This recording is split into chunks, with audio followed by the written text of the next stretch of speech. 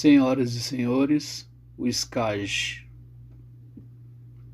Em todas as dependências de Laborde, com o passar do tempo, essa frase, que se tornou o pivô de uma enorme máquina verbal socioterapêutica, tende a evocar seja um anúncio de feira, entrem, vocês vão ver, ou um ritual religioso, com seu cortejo de oficiantes e sua tediosa liturgia. De que se trata? Do esquete do palco? Não, do SCAG. Nota 1. Subcomissão de animação do dia. Mais tarde, subcomissão de atividades diárias. Fim da nota.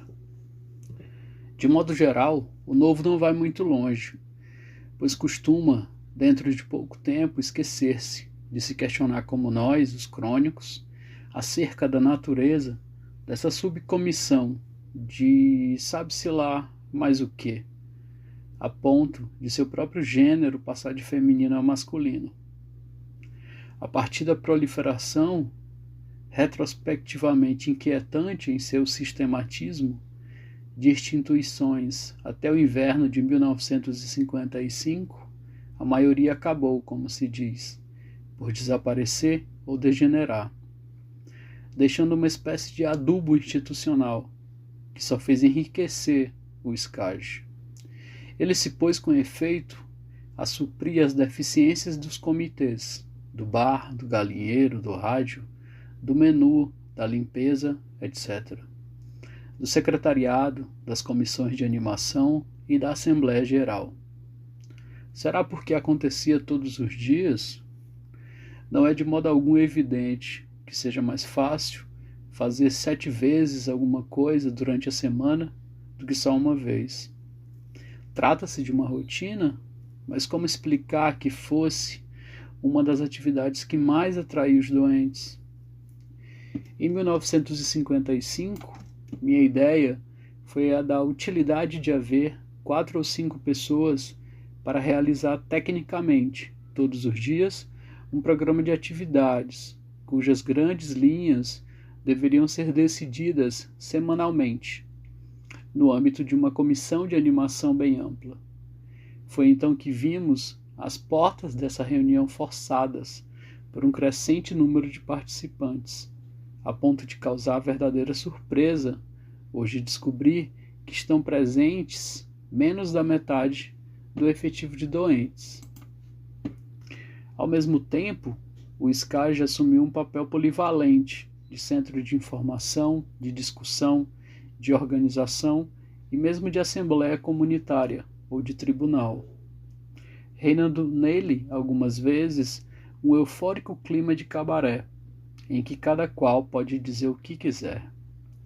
Essa atmosfera de miragem muitas vezes me recordou das emissões da Rádio Luxemburgo, que não obrigam a ninguém, e quem está presente está porque quer. Na realidade, obriga na medida mesma em que não se controla coisa alguma.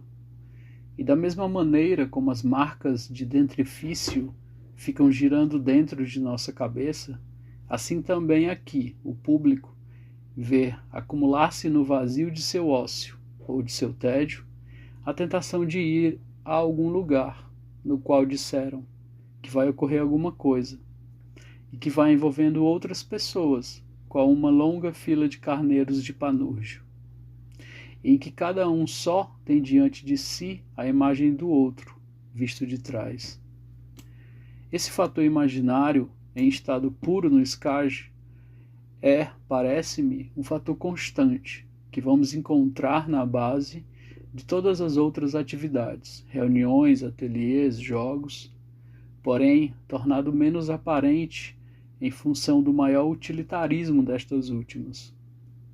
Não tenho a mínima dúvida de que esse é o recurso da ressocialização local dos doentes, com vistas a compreender de que maneira devemos levar os doentes a se fazer entender literalmente pela terapêutica psiquiátrica.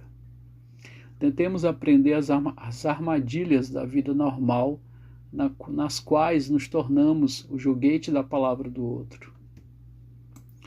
O representante comercial sabe que já ganhou meia partida quando consegue entabular uma conversa sobre qualquer assunto que não seja de sua mercadoria. O sedutor, para criar contato, deve descobrir uma primeira frase anódina, que não tenha relação alguma com aquilo que ele tem em mente. Mas só um louco se deixa levar por essas palavras vazias, por essas formalidades preliminares. Passa-se aos assuntos sérios, ou seja, as transações financeiras ou o estabelecimento de relações mais ou menos contratuais, que, embora não sejam todas da ordem da jurisdição social, como o casamento, não estabelecem menos uma estrutura de permanência da relação. Residindo a diferença no caráter distinto da testemunha.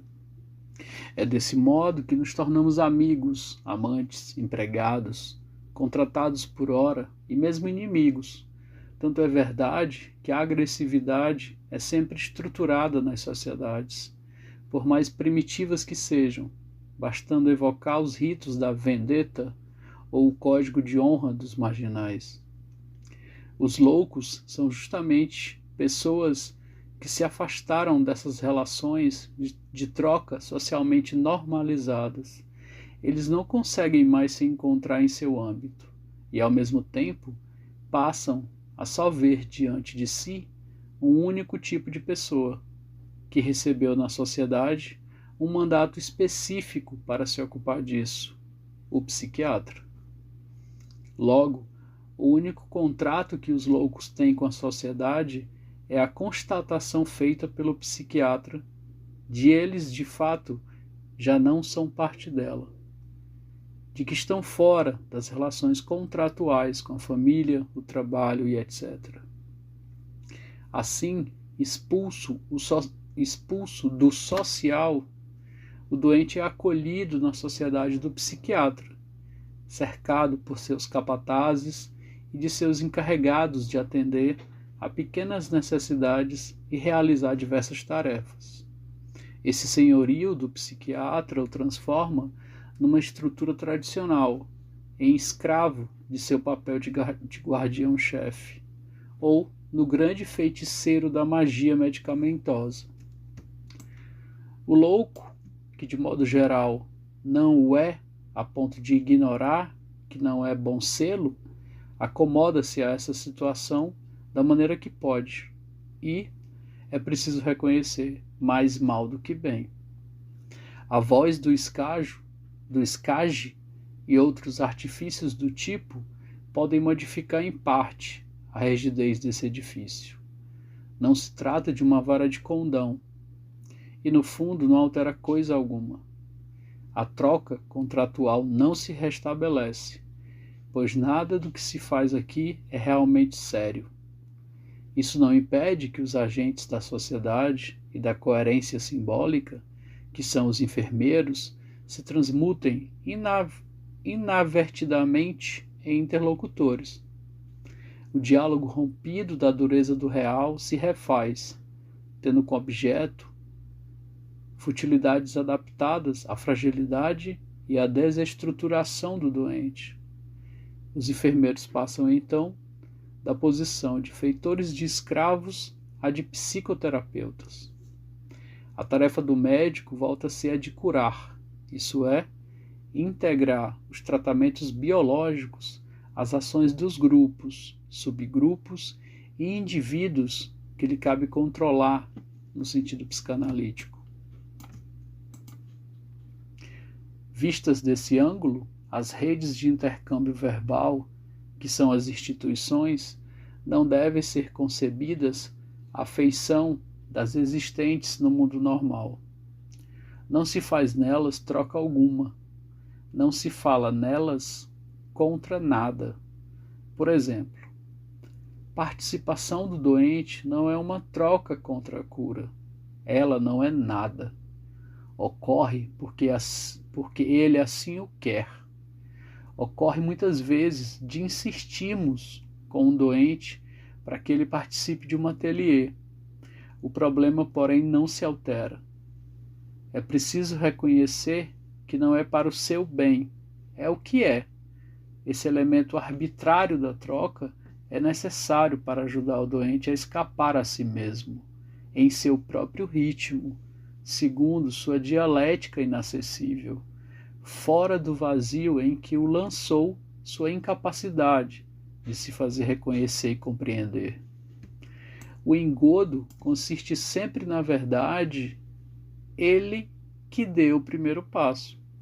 Mesmo que tenhamos preparados tudo de antemão, chegando-se a ponto de pressioná-lo bem para levá-lo a ficar diante de uma folha de papel e da pintura. Essa reunião cotidiana é uma espécie de peneira, destinada a juntar o que sobra de relativamente bem integrado na totalidade do discurso. Uma espécie de controle barométrico da dissociação da sociedade local. Ela é determinada por relações entre forças obscuras, entre